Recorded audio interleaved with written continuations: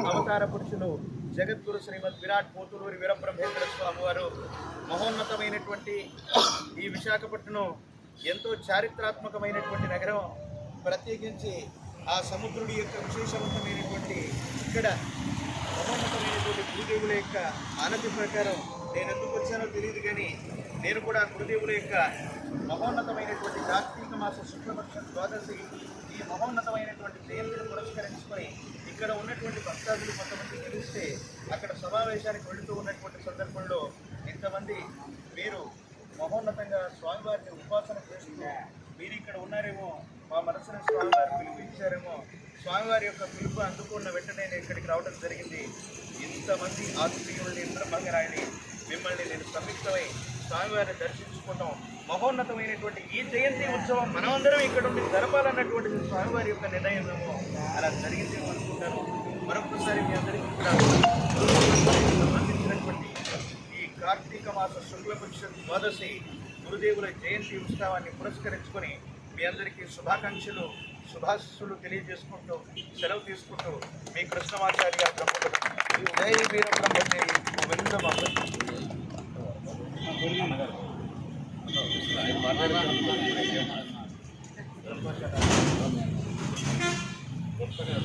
అందరికీ నమస్కారం.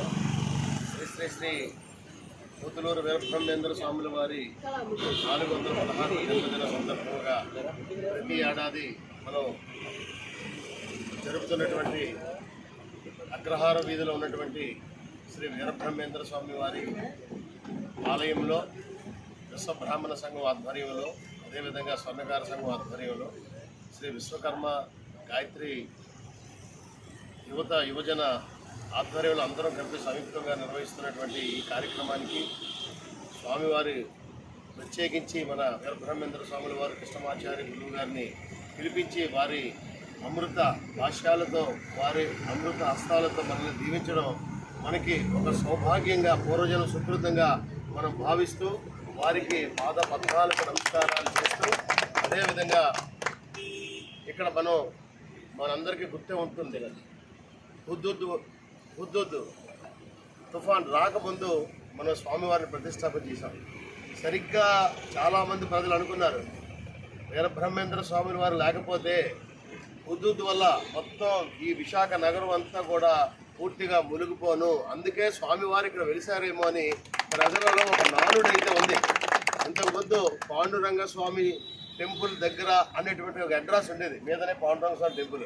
కానీ ఇప్పుడు శ్రీ వీరబ్రహ్మేంద్ర స్వామి వారి స్టాచ్యూ దగ్గరికి వచ్చేయండి అనేటువంటి ఒక అడ్రస్ని ఆయన ఇచ్చారు అంటే విశాఖ ప్రజలకు, అది మన విశాఖ నగర విశ్వబ్రాహ్మణ సంఘం యొక్క పూర్వజన్మ సుకృతంగా భావిస్తూ స్వామివారు చెప్పినట్టు జాతి మత కుల మత భేదం లేనటువంటి సామాజిక సంఘ సంస్కర్తగా 420 సంవత్సరాల కిందటే వారు సామాజిక న్యాయం అంటే ఏమిటో చూపించినటువంటి మహానుభావుడు శ్రీ వీరబ్రహ్మేంద్ర స్వామి వారు.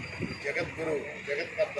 ఈ ప్రపంచంలో బ్రహ్మంగారు లాంటి గురువు లేరు, సిద్ధప్ప లాంటి శిష్యులు లేరు అని సామాన్య ప్రజలు కూడా వారికి తెలుసు. అటువంటి